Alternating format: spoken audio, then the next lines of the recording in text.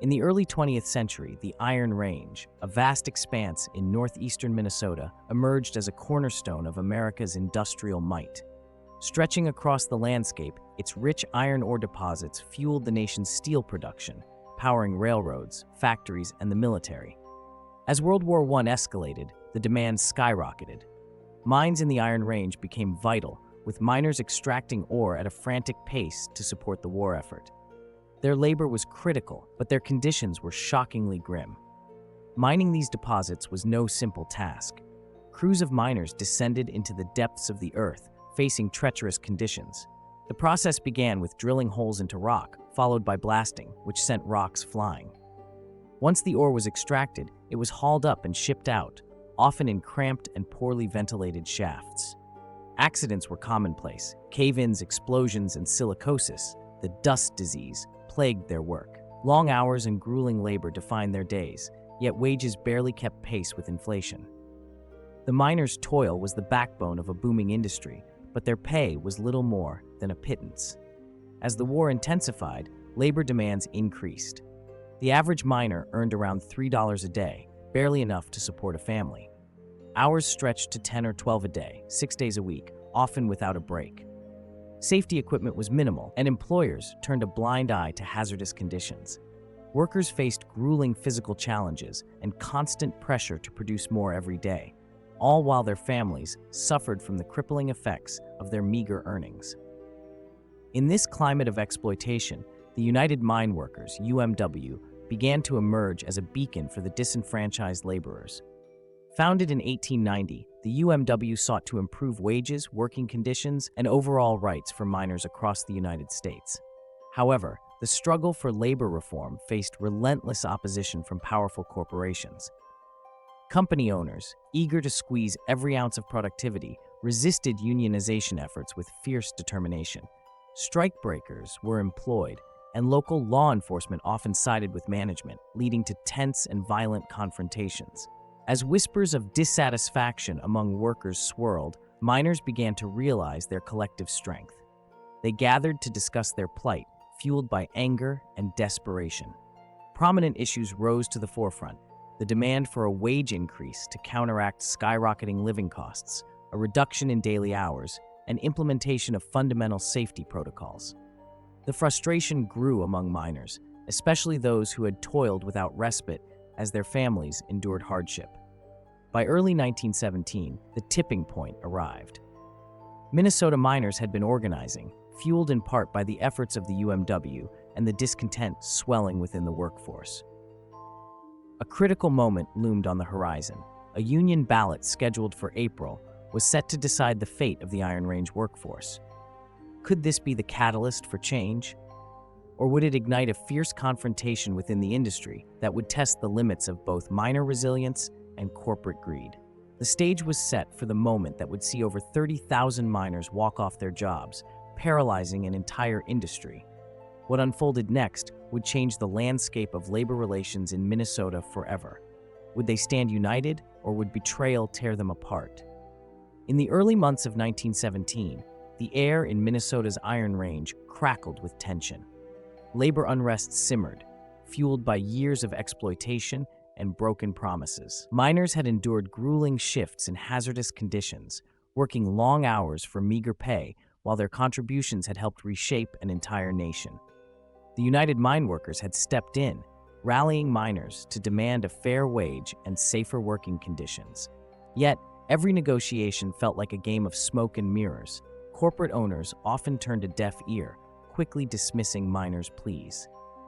Even the discussions surrounding the crucial union ballot in April hinted at a broader conflict, one that had been brewing for years. The backdrop of World War I intensified everything. America's entry into the war created a demand for steel, and with it, the need for iron ore surged.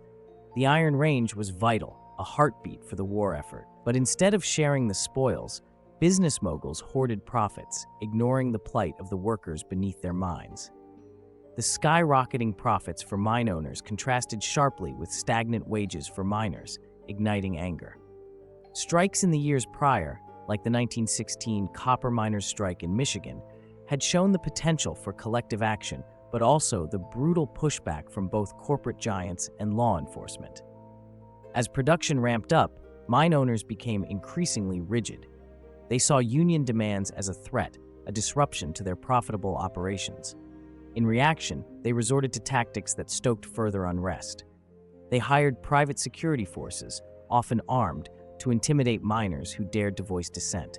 Union leaders were routinely surveilled or outright dismissed from their posts, and whispers of potential violence grew louder. Tension escalated to fear. Federal and state governments were not passive observers. The Wilson administration aimed to maintain production for the war, often siding with owners to curb union activity. Locally, politicians were embroiled in their own interests, striking deals that often neglected the rights of miners. The dual pressures of wartime economics and political maneuvering created a powder keg. The miners felt their voices suffocate under the weight of greed and betrayal, making a strike seem not only justifiable, but inevitable. By the spring of 1917, the atmosphere seemed electrified. With each passing day, the miners felt the scales tipping against them. As frustrations burgeoned, local chapters of the United Mine Workers called for votes on a potential strike. Those discussions, though promising, continually turned corrosive against the backdrop of unyielding corporate politics. An ultimatum was approaching: adapt or take a stand. On the eve of April 11, 1917, a decision loomed larger than any fear of losing one's job. The air was thick with the urgency of change. Could 30,000 miners unite their voices to take decisive action?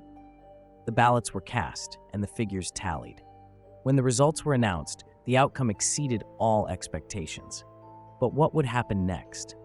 What actions would the miners take, and how would the powerful corporate owners react? Would they face betrayal or strike a meaningful blow against greed? The wheels of history were set in motion, and now they were on the brink of making their choice. On June 21, 1917, the tension ignited. In a stunning display of unity, over 30,000 miners walked off their jobs across Minnesota's Iron Range, paralyzing a key industry poised on the edge of wartime profits. Days of frustration boiled over, transforming anger into action. The miners demanded better wages, improved working conditions, and most importantly, recognition of their fledgling union. The depth of their grievances was stark. In the mines, men toiled long hours in perilous conditions for meager pay.